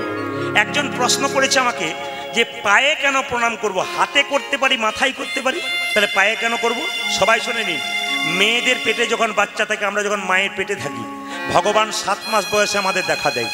মায়েরা আপনারা হিসাবটা করে দিতে পারবেন, মাথাটা নিচের দিকে, পাটা উপর দিকে থাকে। তাহলে ভগবান কোথায় বসবে যদি আমাদের দেখা দেয়? পায়ে বসবে না মাথাতে বসবে? জোরে বলুন, কোথায় বসবে? মাথা যদি নিচে থাকে, পা যদি উপরে থাকে, তাহলে কৃষ্ণ আমাদের 7 মাস বয়সে দেখা দেয়, তাহলে পাটা ভগবান কোথায় বসবে? পায়ে না মাথায়? জোরে বলুন, পায়ে বসবে। এই দেখুন, পায়ে ভগবান বসে। ভগবানের বসার জায়গা পদ্মাসন, মানে পদ্মের যে গায়ের রং ওই রকম। এই জন্য দেখবেন, ছেলে কালো হোক আর পরিষ্কার হোক, পায়ের রংটা লাল থাকে কেন? ভগবান পদ্মাসনে বসে বলে, ভগবান পায়ে বসে বলে আমরা পায়েতেই সবাইকে প্রণাম করি। এই জন্য কিন্তু পাটা প্রণামের জায়গা হয়ে গেল। মায়েরা, প্রণামটা এরকম হওয়া উচিত। কৃষ্ণ এরকম করে দাঁড়িয়ে আছে, বাঁকা, ত্রিভঙ্গ বাঁকা। লোকে বলছে কৃষ্ণ তুমি বাঁকা। কৃষ্ণ বলল আমি বাঁকা নয়, তোরা বোকা। প্রণামটা উল্টো করবি, তাই উল্টে দিয়ে বসে আছি। ভগবান উল্টে দিয়ে বসে আছে। এই জন্য মায়েরা, প্রণামের নিয়ম আছে। কৃষ্ণমণ্ডল প্রণাম করেছে, আর প্রণাম করে বেরিয়ে গেল কোথায়? নিজের বাড়ির দিকে। কোথায়? একবারে ধারেন্দা গ্রামের দিকে ছুটছে, আর গাইতে গাইতে যাচ্ছে, ওগো দুর্গা, আমি কিছু চাইবো না ভেবেছিলাম, চেয়ে ফেললাম। জগন্নাথ আমাকে আশীর্বাদ করেছে, আকাশবাণী করে আমি সন্তান পাবো। আমার কত খুশির দিন, আমি বাবা হব, তুমি মা হবে। গাইতে গাইতে যাচ্ছে, যশোদার দুলাল তুমি বজের রাখাল, বৃন্দাবন মানা।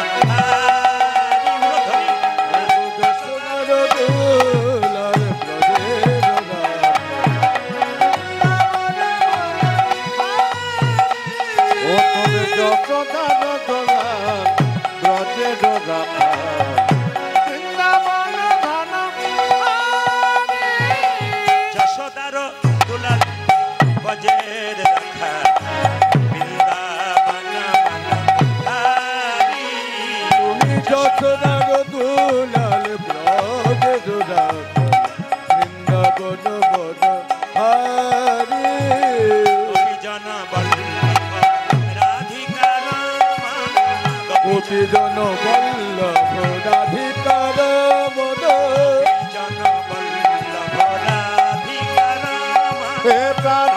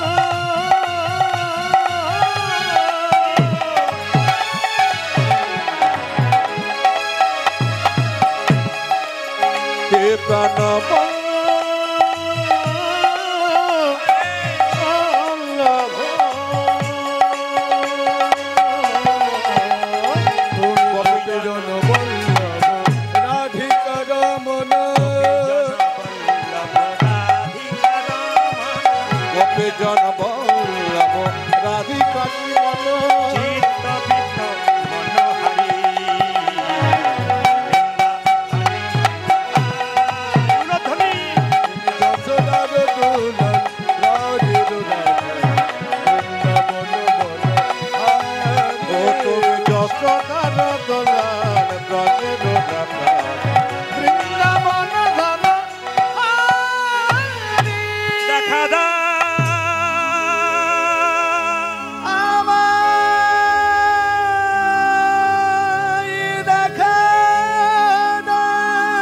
হে গিরিধারী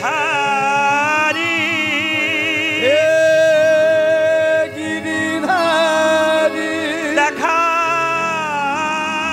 দা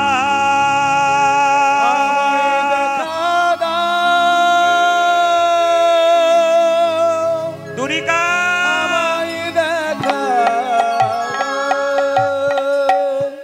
দীক্ষার কথা সবাসরে বলি, আজকে একটু শিক্ষার কথা বলবো। যারা দীক্ষা নিয়েছেন তারা কৃষ্ণকে জেনেছেন, আর যারা শিক্ষা নেবেন তারা রাধাকে জানবেন। এই জন্য আপনাদের কাছে নিবেদন রইল, শুধু দীক্ষা নেবেন তা নয়, আপনাকে শিক্ষাও নিতে হবে। এই শিক্ষার জন্য আলাদা গুরু পাওয়া যায়, সন্ধান করবেন, শিক্ষাগুরু থেকে সাবধান থাকবেন। শিক্ষাগুরুকে পাকা করতে হবে কেন, কিন্তু শিক্ষাগুরুর সঙ্গে দেহের সম্পর্ক মানে আনন্দের সম্পর্ক, এমন একটা মন্ত্র দেবে, এমন বিদ্যা শেখাবে, অনাবিল আনন্দ আপনার শরীরে সব সময় থাকবে। এই জন্য শিক্ষাগুরু যারা করবেন একবারে পাক্কা করবেন, দীক্ষাগুরু যারা করবেন তারা পাক্কা করবেন। আপনাদের কাছে নিবেদন রইল, আবার বললাম, দীক্ষা মানে কৃষ্ণকে জানা, আর শিক্ষা মানে কাকে জানা? মা রাধা রানীকে জানা। আপনি দীক্ষা মানে কৃষ্ণকে জানলেন, আর শিক্ষা মানে রাধাকে জানলেন। তবে আপনাদের কাছে একটা নিবেদন রইল, এতদিন ধরে যারা দীক্ষা মন্ত্র নিয়েছেন তাদের কাছে একটা সুন্দর উপায়ের কথা বলে দিই। এই যে আপনারা যে দীক্ষা মন্ত্র ভজন করেন, এবার বলুন তো এই কাজটা করেছেন, তাহলে দীক্ষা মন্ত্র সার্থক হলো। যে আসনটার ওপরে বসে আপনি দীক্ষা মন্ত্র জপ করবেন, মাথায় রাখবেন, যে আসনটার ওপরে বসে আপনি দীক্ষা মন্ত্র জপ করছেন, জপ করার পর একটু জল নিয়ে আসনটা যখন তুলবেন তখন আসনের নিচে একটু দিয়ে দেবেন। কেন? দীক্ষা মন্ত্র ভজন করে যে ফলটা পাচ্ছেন ওটা স্বয়ং ইন্দ্রদেব চুরি করে নেয়, যাতে চুরি করতে না পারে তার জন্য আসনটা যখন তুলবেন একটুখানি জল আসনের নিচে ছিটিয়ে দেবেন। যদি ছিটিয়েছেন তবে কিন্তু আপনার কাজ আছে। এগুলো জানতে হবে। সকাল দুপুর সন্ধে 3 বার জপ করতে হয়। আমি একটা কথা আপনাদের বলে যাই, এ জগতে সত্য হলো হরিনাম, বাকি সব মিথ্যা। প্রশ্ন করবেন এ সংসার মিথ্যা? বলে হ্যাঁ, একবার 100% সংসার মিথ্যা। বলে কেন? আজ আপনার মেদিনীপুরে জন্ম হয়েছে, এখানে আপনি বিয়ে হলো, স্বামী পেলেন আলাদা, পুত্র কন্যা সংসার পেলেন আলাদা। এখানে আপনি মারা গেলেন, আপনার আমাদের বীরভূমে জন্ম হয়ে গেল। ওখানে আপনার স্বামী আলাদা হলো, ছেলে মেয়ে সংসার আলাদা হলো। ওখানে মারা গেলেন, আপনার জন্ম হলো মুর্শিদাবাদে। ওখানে গিয়ে আপনি আলাদা ছেলে মেয়ে পেলেন, আলাদা সংসার পেলেন। বলুন তো ভগবান কি আলাদা পান? আপনারা কোনোদিন আলাদা পান না। সংসার আলাদা, কিন্তু ভগবান আলাদা নয়। যত জন্ম হবে ততবার সংসার আলাদা পাবেন, ছেলে মেয়ে আলাদা পাবেন, কিন্তু ভগবান আলাদা পাবেন না। আমি কি আপনাদের বেশি দূর নাই, কাছেই জগন্নাথ ধাম কি যেতে যেতে গাইছে, জয় জগন্নাথ জয় জগন্নাথ জয় জগন্নাথ জয় জগন্নাথ জয় জগন্নাথ জয় জগন্নাথ আদি জয় জগন্নাথ জয় জগন্নাথ জয় জগন্নাথ জয় জগন্নাথ জয় জগন্নাথ জয় জগন্নাথ জয় জগন্নাথ জয় জগন্নাথ আদি জয় জগন্নাথ জয় জগন্নাথ জয় জগন্নাথ জয় জগন্নাথ জয় জগন্নাথ জয় জগন্নাথ জয় জগন্নাথ জয় জগন্নাথ আদি জয় জগন্নাথ জয় জগন্নাথ জয় জগন্নাথ জয় জগন্নাথ জয় জগন্নাথ জগন্নাথ স্বামী আমি নয়ন ধ্বনি জগন্নাথ দেবের নামে। জগন্নাথ আমি হব তুমি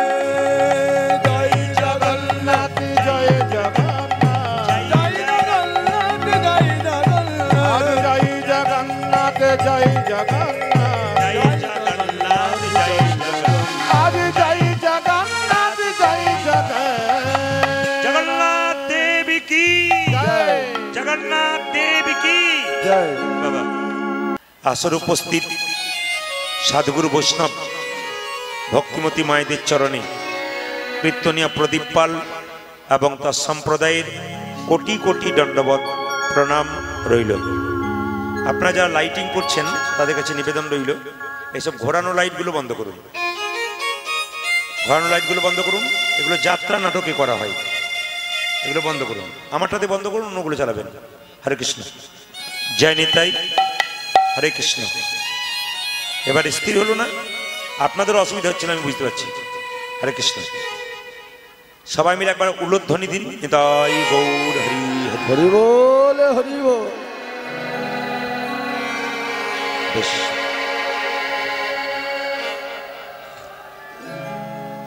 শীতের রাত্রিতে ভগবান শ্রীকৃষ্ণের গুণকথা শুনতে এসছেন আপনারা। যারা ভাগ্যবান এবং ভাগ্যবতী তারা কৃষ্ণ কথা হরিকথা শোনার সুযোগ পায়। যাদের ভাগ্য বড় মন্দ, সামনে থেকেও কৃষ্ণ কথা থেকে দূরে সরে যায়। আজকে আপনারা ভাগ্যবান এবং ভাগ্যবতী, ভগবানের নাম শ্রবণ করার জন্যে সন্ধ্যাবেলায় ছুটে এসেছেন অতি দূর থেকে কীর্তন রস আস্বাদন করার জন্য। অভিনন্দন জানালাম আপনাদেরকে। আর যিনি কৃতি চণ্ডীবাবু এই কীর্তন গানের আয়োজন করেছেন, অভিনন্দন জানালাম ওনাকে এবং প্রভুর কাছে প্রার্থনা করলাম শুধু এবছর নয়, প্রতি বছর ধরে সুন্দর সুন্দর উপহার যেন আপনাদের দিতে পারেন, এই প্রার্থনা আপনাদের কাছে আমি করে গেলাম। কীর্তন রতন, সেই রত্ন সংগ্রহ করার জন্য আপনারা এখানে এসেছেন। যারা রত্ন সংগ্রহ করবেন, যারা ডুবুরি সমুদ্র থেকে রত্ন আনে, পাকা ডুবুরি যারা হয় স্থির হয়, চঞ্চল হয় না। এই জন্য ভগবানের নাম শুনতে গেলে প্রথমে মাথায় রাখতে হবে মায়েরা, যার মধ্যে চঞ্চলতা আছে সে ভগবান হারায়, আর যার মধ্যে স্থিরতা আছে সে ভগবান পায়। যদি আমরা চলে যাই মহাভারতের দিকে, 100 ভাইয়ের দাদা দুর্যোধন চঞ্চল ছিল, উনি ভগবান হারালেন। আর পঞ্চপাণ্ডবের দাদা যুধিষ্ঠির স্থির ব্যক্তি ছিলেন, উনি ভগবান পেলেন। এই জন্যে যে যত স্থিরভাবে কীর্তন শুনবেন তার মন তত গোবিন্দ চরণে নিবেদন হবে। ভগবান বললেন, কটা আপেল কটা লেবু ভগবানকে মন্দিরে দিলে ভগবান ওইটার দিকে তাকায় না, ভগবান তো খাই না, শুধুমাত্র দেখে কি মান মানা ভাবা, আপনি আপনার মনটা ভগবানকে দিয়েছেন কিনা। আপনার কাছে কিছু দেয়া থাক না থাক, আপনার টাকা সুন্দর মন আছে, এই মনটা আপনি গোবিন্দ চরণে দেবেন। আজকে স্বয়ং মহাপ্রভু নবদ্বীপের পথ দিয়ে শ্রী গৌরাঙ্গ প্রেমের ঠাকুর চলে যাচ্ছেন, ভক্তগণ দর্শন করছেন। শ্রী গৌরাঙ্গ প্রেমের ঠাকুর প্রেম বিলাতে এলো নদী যাই।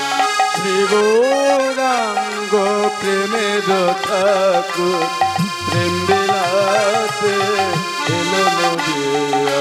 শ্রী গৌরাঙ্গ প্রেমের ঠাকুর প্রেম বিলাতে এলো নদিয়া। শ্রী গৌরাঙ্গ প্রেমের ঠাকুর প্রেম বিলাতে গেল নদিয়া। রাধা প্রেমে ভরা তনু, রাধা প্রেমে গোরা তনু, রাধা প্রেমে ভরা তনু, রাধা প্রেমে গোরা তনু, অন্তরে যার শ্যামারাই। রাধা প্রেমে গোরা তনু, অন্তরে যার শ্যামরাই। রাধা প্রেমে ভরা তনু, অন্তরে যার শ্যামারাই। রাধা প্রেমে গোরা তনু, অন্তরে যার শ্যামরাই।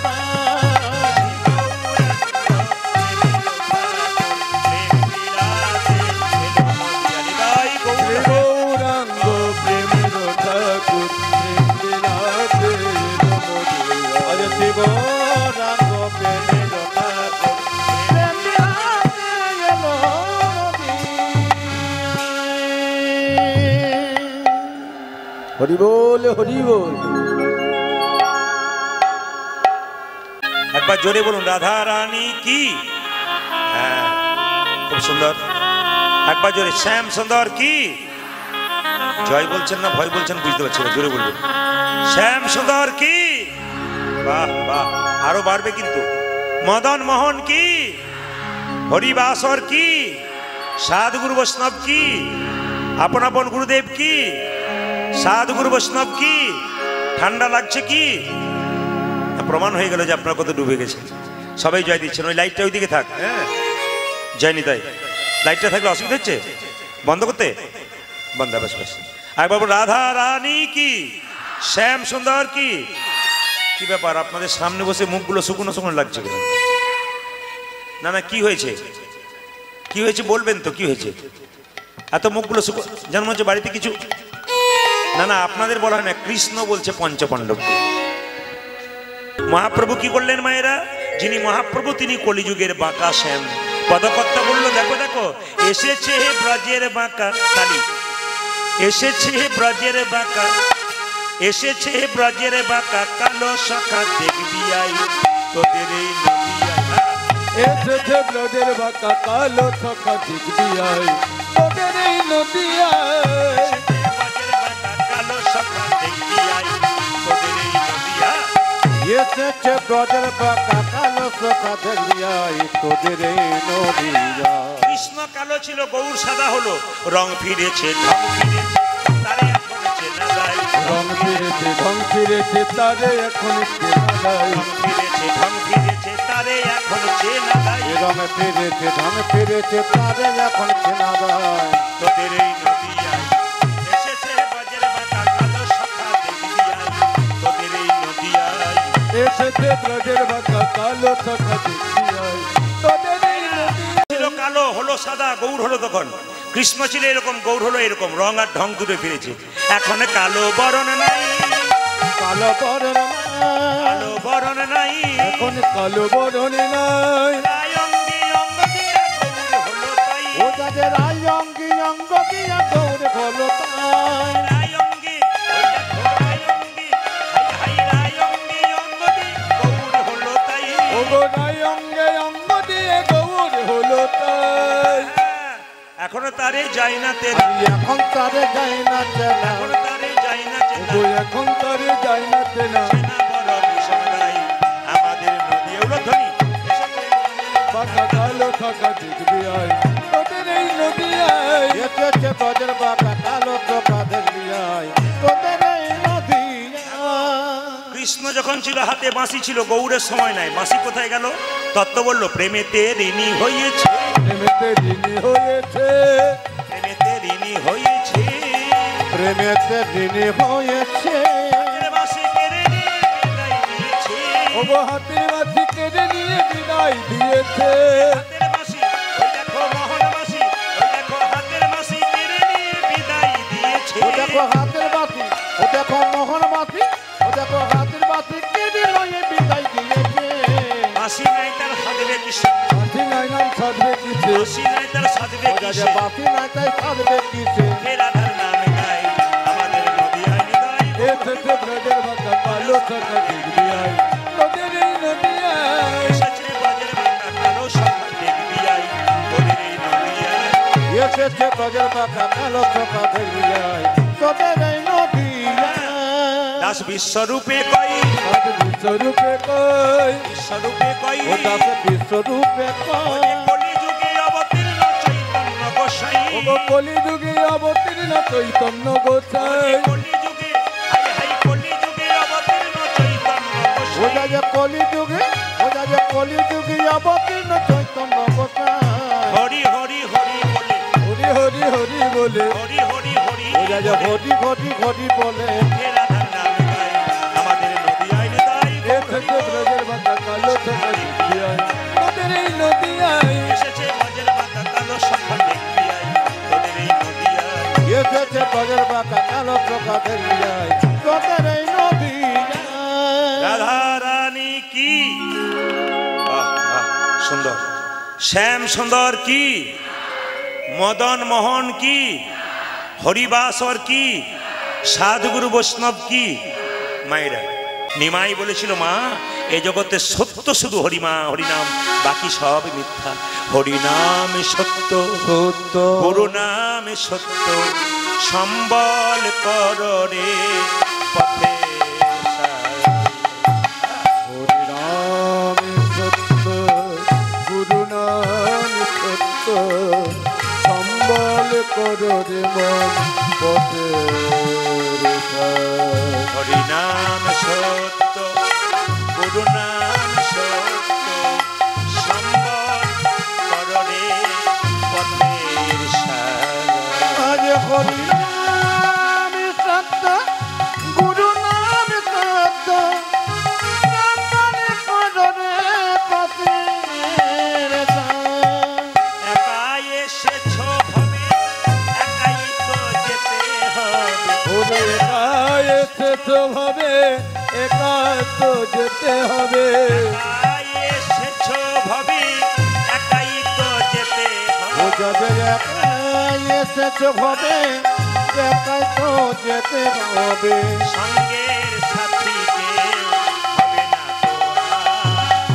হরি নাম সত্য গুরু নাম সত্য সম্বল করো রে পথের সারুল ধ্বনি ওরে হরি নাম সত্য গুরু নাম সত্য সম্বল করো জীবন পথের আপনাদের কাছে নিবেদন সব আসরে আমি এটা বলাই কেন মহাপ্রভুর বাণী চৈতন্য চৈতামিতে জীব গোস্বামী পাঠ করেছেন 10-5 সবাই মিলে দাঁড়াইতে বসিয়া কীর্তন করহ সবে হাতে তালি দেয়া সবাই মিলে হাতগুলো উঠে একবার মহাপ্রভুর নামে সবাই তালি দেবেন এখানে ইউটিউবের মাধ্যমে আপনারা দিন কয়েকের মধ্যে দেখতে পাবেন আপনারা কি সুন্দর তালি দিয়েছেন যদি কেউ না দেন যখন ইউটিউবে দেখবেন তখন বলবেন দিদি আমি তুলি নাই গো আমার উঠে নাই এটা যেন বলতে না হয় সবাই মিলে হাত তুলুন প্রেম সে মহাপ্রভুর কাছে দেখিয়ে দিন যে আমরা তোমার আছি একসঙ্গে হরি হরয়ে নম কৃষ্ণ বাহ বাহ হরি হরয়ে নম কৃষ্ণ নম কৃষ্ণ যাদবায় নম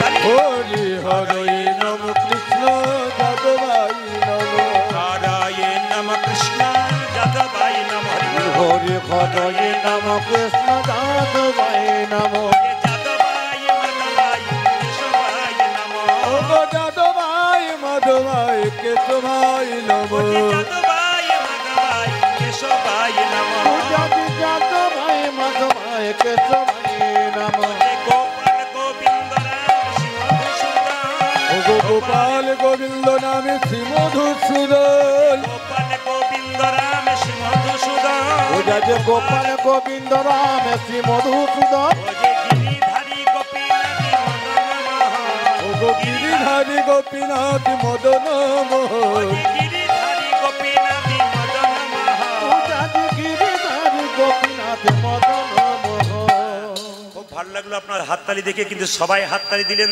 খুব ভালো লাগলো একটা জিনিস দেখে আমার খারাপ লাগলো বলবো না বাদ দিয়ে দেবো না বলেই যাই কি বলুন তো সবাই হাততালি দিলেন হরি হরয়ে নম কৃষ্ণ যাদবায় নম ভালো দিলেন 2-4 জন হরি হরয়ে নম কৃষ্ণ যাদবায় নম এইটা দেখে আমার খালি দুঃখ লাগলো কেন বলুন তো আমরা হিন্দু জাতি লজ্জা আমাদের এই জায়গাতে আমরা হিন্দু জাতি লজ্জা আমাদের এই জায়গাতে আপনি তালি দেবেন অন্যজন দেখবে দাঁড়িয়ে দাঁড়িয়ে অন্য জাতের কোনো ধর্মীয় অনুষ্ঠান হলে দেখবেন সবাই একসঙ্গে দেয় প্রচুর মানুষের ভিড় হয় কিন্তু কেউ বাদ দেয় না সবাই দেয় আর আমাদের দেখবেন ভেবে চিনতে দেয় সবাই দিচ্ছে 2-1 জন তুলছে না কেন বলুন তো ও ভাবছে যে দিচ্ছে তার আগে কি হয় দেখি তারপর দেবো যখন দেখতে যাবেন তখন তো আপনার ট্রেন পেরিয়ে যাবে সবাই মিলে হাত তুলুন হরি হরয়ে নম কৃষ্ণ যাদবায় নম হরি হরি নম কৃষ্ণ যাদবাই নম হরয়ে নম কৃষ্ণ যাদবায় নম হরি হরি নম কৃষ্ণ যাদবাই নম যাদবায় মাধবায় কেশবায় নম যাদবাই মাধবাই কেশবাই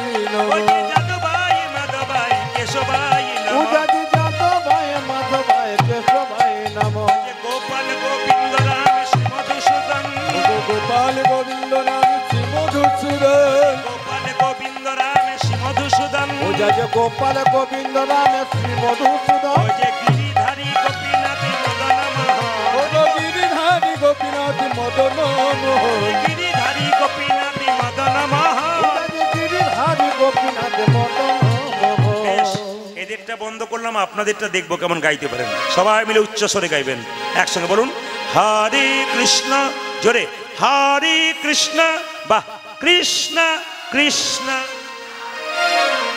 दारुण, बहुत सुंदर। अच्छा, जोरे हरे कृष्ण ताली दिए, वाह वाह वाह, सुंदर, वाह, দাঁড়ান দাঁড়ান দাঁড়ান, আমি আপনাদের বলি, আপনাদের মেদিনীপুরের কথা আমি সব ইউটিউবের মাধ্যমে বলেছি কি সুন্দর হরিনাম করে। আমি সেটা গত কয়েকদিন আগে আসামে ছিলাম, আমি একটা জায়গাতে, আসামের কোকরাঝাড় বলে একটা জায়গায়, ওখানে ছিলাম। তো ওখানে প্রচুর মানুষের ভিড়। তো আমি ওদেরকে বললাম যে অনেকের মনে ধারণা আছে আসামের লোকেরা বাংলা বোঝে না, বাংলা বলতে পারে না। আপনারা ইউটিউবের মাধ্যমে দেখবেন সার্চ করে যে আসামের মেয়েরা ছেলেরা এত সুন্দর হরে কৃষ্ণ নামটা করেছে, মানে মাথা খারাপ করে দিয়েছে আসরটাকে, এত সুন্দর উচ্চস্বরে বলেছে। আমি যখনই বলেছি আপনাদের ভাষা অনেকে বুঝতে পারে না, তাই বলে ওরা কীর্তন বোঝে, বলে তাহলে আমরা একবার কীর্তন গাই।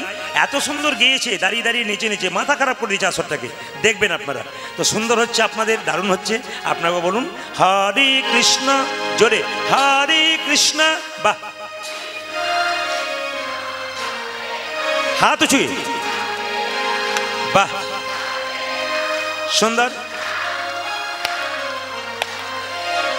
বাহ, হরে কৃষ্ণ, জোরে উচ্চস্বরে, দারুণ, সুন্দর,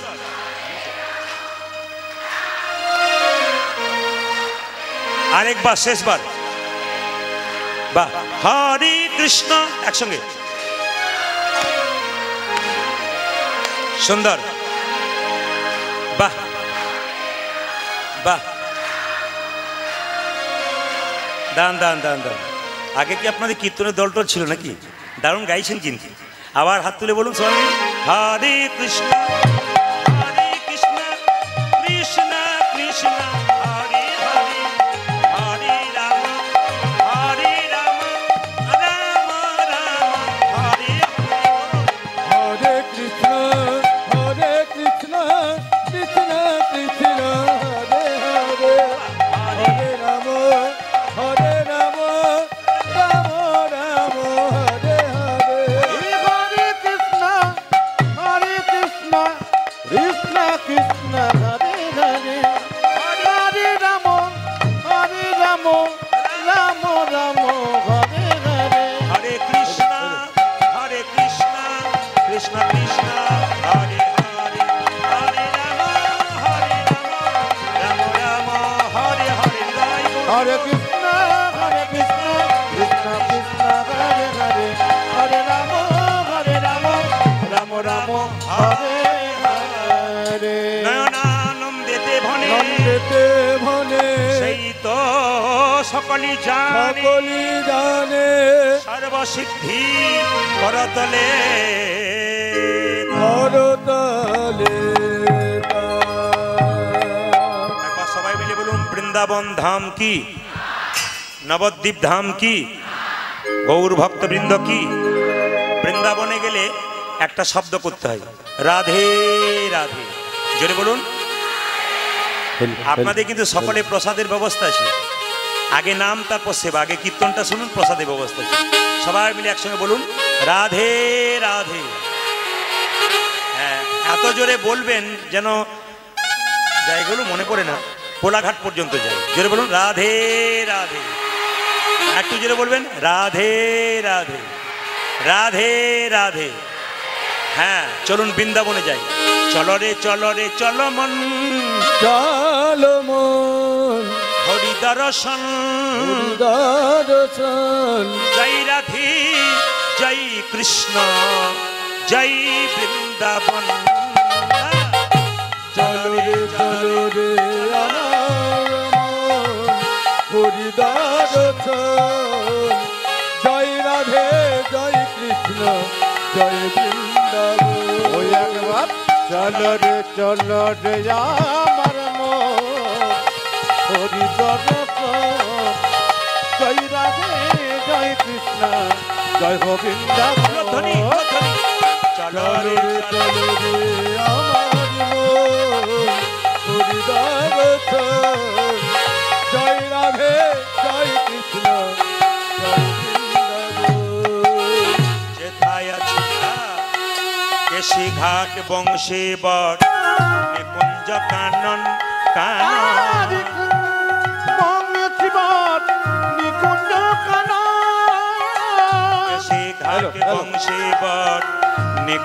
কানন কানন সে ঘাট বংশী বট নিকুঞ্জ কানন কানন ভাই হোলি খেলে আমার সে নন্দন নন্দন রাজি যেতে হোলি খেলে আমার নন্দে নন্দন যে ভাই হোলি খেলে আমার সে নন্দন নন্দন আর যেথায় হোলি খেলে আমার নন্দের নন্দ চলো রে চলো রে চলো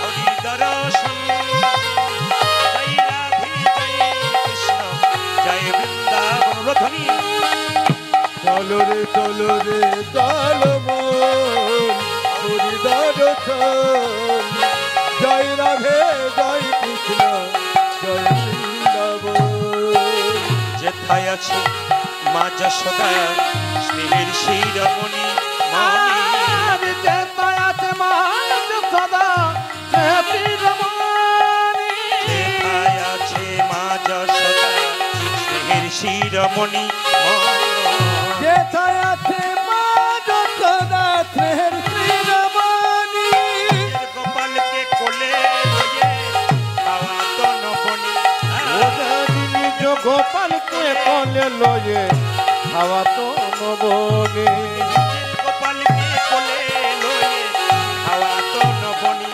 আর নিজের গোপালকে কোলে লয়ে খাওয়া তো নবনী মধু মাখা মাখি সেজে স্নেহেরি বান্দন জয় রাধে জয় কৃষ্ণ জয় বৃন্দাবন ধ্বনি চলো রে চলো মন হরি দর্শন জয় রাধে জয় কৃষ্ণ জয়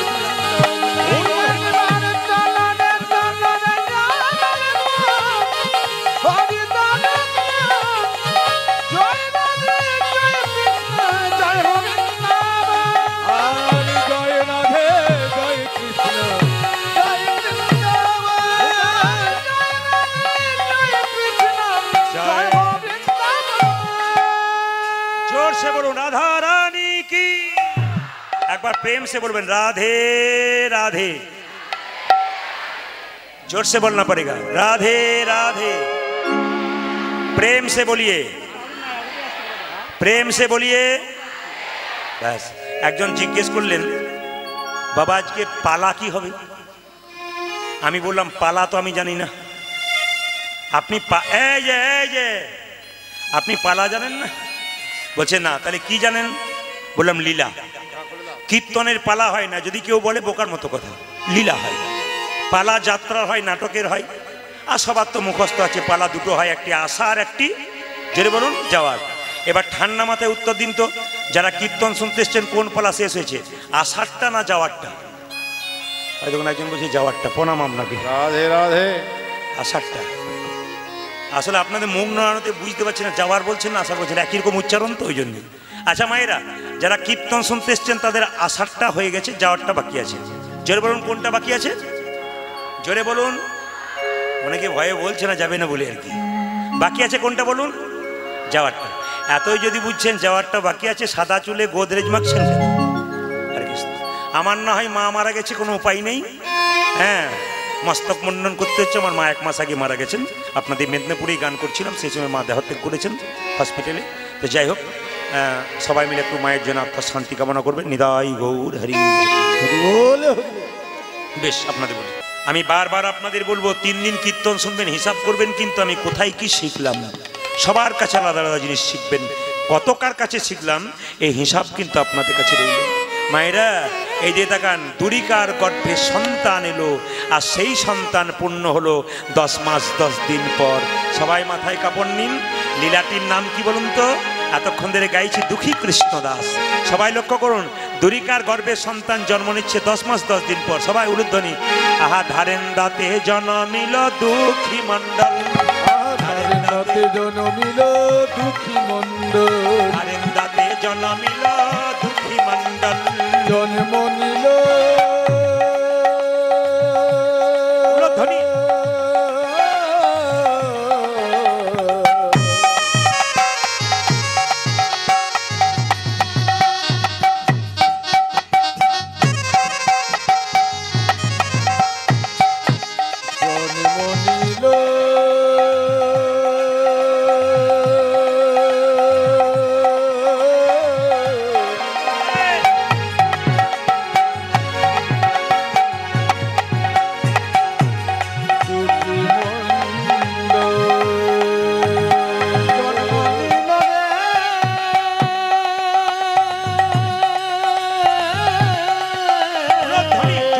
ধ্বনি ভক্তি বলে সবাই মিলে।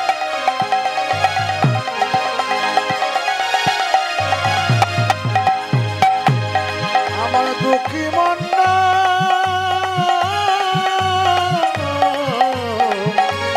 জন্ম নিল যে